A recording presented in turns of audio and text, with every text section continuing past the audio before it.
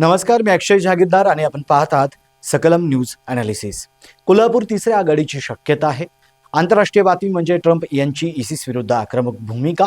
बांगलादेशवरून एक बातमी आहे, राजकीय पुनरागमन, आश्वासने आणि जमिनीवरील वास्तव। त्याचबरोबर भारतासाठी K4 क्षेपणास्त्र परीक्षण, भारताच्या सागरी आण्विक सामर्थ्याचा निर्णायक टप्पा। आजच्या या महत्त्वपूर्ण घडामोडींचं आपण सविस्तर विश्लेषण सकलम न्यूज अनालिसिसमध्ये पाहणार आहोत। कोल्हापूर महानगरपालिकेच्या अनुषंगानं महाविकास आघाडीतील जागा वाटपाचा पेच आणि तिसऱ्या आघाडीची शक्यता। कोल्हापूर महापालिका निवडणुकीच्या पार्श्वभूमीवर महाविकास आघाडीतील अंतर्गत विसंवाद उघडपणे समोर आलेला आहे। शरद पवार राष्ट्रवादीकडून 14 जागांची ठाम मागणी करण्यात आली असताना काँग्रेस जिल्हाध्यक्ष सतीश पाटील यांनी तेवढ्या जागा देण्यास असमर्थता दर्शवली। त्यामुळे आघाडीतील मोठा भाऊ लहान भाऊ हे सूत्र कोल्हापुरात ताणले गेले आहे। काँग्रेस शिवसेना ठाकरे गट यांच्यात थेट आघाडी जाहीर होणं आणि त्यामध्ये शरद पवार राष्ट्रवादीचा समावेश नसणे हे राष्ट्रवादीसाठी राजकीयदृष्ट्या अपमानास्पद मानले जात आहे। यामुळेच जिल्हाध्यक्ष VB पाटील यांनी तिसरी आघाडी उभारण्याचा इशारा देत दबावाची राजकीय रणनीती स्वीकारलेली आहे। या वादामागे केवळ जागा वाटप नव्हे तर विश्वासाचा अभाव, नेतृत्वातील दुरावा आणि स्थानिक कार्यकर्त्यांच्या नाराजीचे राजकारण दडलेले आहे। याआधीही विधानसभा निवडणुकीत सतेज पाटील आणि VB पाटील यांच्यातील मतभेद उघड झाले होते, तेच पुन्हा महापालिकेत प्रकर्षाने दिसत आहेत।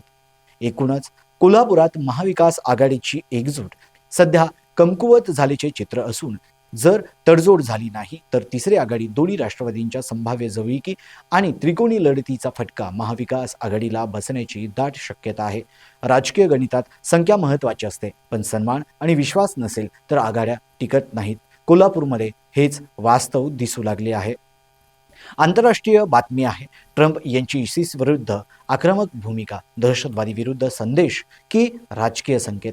अमेरिकेचे राष्ट्राध्यक्ष डोनाल्ड ट्रम्प यांनी नायजेरियातील इसिस दहशतवाद्यांविरुद्ध अमेरिकेने हवाई हल्ले केल्याची घोषणा करत पुन्हा एकदा आपली आक्रमक दहशतवाद विरोधी भूमिका अधोरेखित केली आहे। कमांडर इन चीफ म्हणून माझ्या आदेशानुसार या शब्दातून ट्रम्प यांनी स्वतःला कठोर आणि निर्णायक नेतृत्व म्हणून सादर करण्याचा प्रयत्न केला आहे। या हल्ल्याचा ट्रम्प यांनी ख्रिश्चनांवरील अत्याचारांचे प्रत्युत्तर म्हणून मानले आहे। यामुळे हा केवळ लष्करी कारवाईचा मुद्दा न राहता धार्मिक अत्याचार, जागतिक दहशतवाद आणि मानवाधिकार या तिन्ही बाबींशी जोडला गेला आहे। मात्र याच भाषेमुळे अमेरिकेचे परराष्ट्र धोरणात धर्माधारित हस्तक्षेपाचा आरोप होण्याचीही शक्यता नाकारता येत नाही। हे हल्ले फक्त अमेरिका करू शकते असा दावा करून ट्रम्प यांनी अमेरिकेच्या लष्करी सामर्थ्याचे प्रदर्शन केले असले तरी यामुळे आफ्रिकेतील अंतर्गत संघर्षात बाह्य हस्तक्षेप वाढण्याचा धोका आहे। नायजेरियामधील दहशतवाद हा केवळ इसिसपुरता मर्यादित नसून सामाजिक आर्थिक अस्थिरतेशी जोडलेला प्रश्न आहे, हेही लक्षात घ्यावे लागेल। एकूणच ट्रम्प यांची ही घोषणा दहशतवादाला कठोर इशारा देणारी असली तरी त्यामागे जागतिक राजकारणात पुन्हा प्रभाव निर्माण करण्याची आणि कट्टर मतदार वर्गाला संदेश देण्याची रणनीती देखील दिसून येते।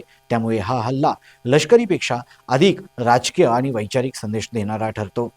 बांगलादेशच्या अनुषंगाने पुढील बातमी आहे, राजकीय पुनरागमन, आश्वासने आणि जमिनीवरील वास्तव। 17 वर्षाच्या विजन वासानंतर तारिक रहमान यांचे बांगलादेशात पुनरागमन हे देशाच्या राजकारणातील मोठे वळण मानले जात आहे। आय हॅव अ प्लॅन या घोषणेतून त्यांनी अस्थिर बांगलादेशाला पुन्हा लोकशाही मार्गावर आणण्याचा दावा केला असून तरुणांना पुढाकार घेण्याचे आवाहन केले आहे। सर्व धर्माचा सन्मान करणारा, निर्भय आणि सुरक्षित बांगलादेश उभारण्याची त्यांची भाषा आश्वासक वाटते। मात्र दुसरीकडे जमिनीवरील वास्तव चिंताजनक आहे। हिंदू नागरिकांची जमावाकडून हत्या आणि 2 हिंदू कामगारांची घरे जाळण्याच्या घटना बांगलादेशातील अल्पसंख्याकांच्या सुरक्षिततेवर प्रश्नचिन्ह निर्माण करतात। एकीकडे शांतता, एकजूट आणि लोकशाही मूल्यांच्या भाषा तर दुसरीकडे धार्मिक असहिष्णुतेच्या घटना, हा विरोधाभास स्पष्टपणे समोर येतो।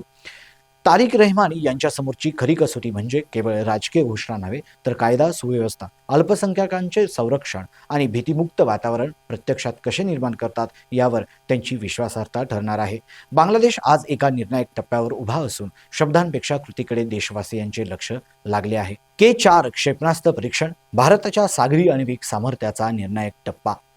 बंगालच्या उपसागरात INS अरिघात या आण्विक संचालित पाणबुडीतून K4 बॅलिस्टिक क्षेपणास्त्राचे यशस्वी प्रशिक्षण ही भारताच्या संरक्षण क्षमतेतील अत्यंत महत्त्वाची घडामोड ठरते। 3500 किलोमीटर मारक पल्ला आणि 2 टन अण्वस्त्र वाहून नेण्याची क्षमता असलेले K4 क्षेपणास्त्र भारताच्या आण्विक त्रिकोणातील थल जल नभ सागरी टप्प्याला भक्कम आधार देते. हे परीक्षण भारताच्या नो फर्स्ट यूज पहिला अणुहल्ला न करण्याच्या धोरणाला अधिक विश्वासार्ह बनवते, कारण शत्रूच्या पहिल्या हल्ल्यानंतरही पाणबुडीतून प्रत्युत्तर देण्याची क्षमता कायम राहते. त्यामुळे भारताची सेकंड स्ट्राईक क्षमता निर्णायकपणे मजबूत झाली आहे. INS अरिघात आणि INS अरिहंत या SSBN पाणबुड्यांमुळे भारत आता अमेरिका, रशिया आणि चीनच्या पंक्तीत उभा राहत आहे. भविष्यात अरिदमन आणि चौथ्या SSBNच्या तैनातीसह तसेच K5 आणि K6 सारख्या 5,000-6,000 किलोमीटर पल्ल्याच्या क्षेपणास्त्रांच्या विकासामुळे भारताची सागरी आण्विक शक्ती अधिक व्यापक आणि घातक होणार आहे. एकूणच K4 क्षेपणास्त्राचे यशस्वी परीक्षण म्हणजे केवळ तांत्रिक यश नसून भारताच्या रणनीतिक सुरक्षेच्या दृष्टीने टाकलेले आत्मविश्वासपूर्ण पाऊल आहे. हे परीक्षण भारताला प्रादेशिक तसेच जागतिक पातळीवर अधिक मजबूत, सुरक्षित आणि निर्णायक शक्ती म्हणून अधोरेखित आहे. या होत्या आजच्या काही महत्त्वपूर्ण घडामोडी आणि त्यांचं सविस्तर विश्लेषण. पाहत राहा सकलम आणि सकलमचं न्यूज ॲनालिसिस. धन्यवाद.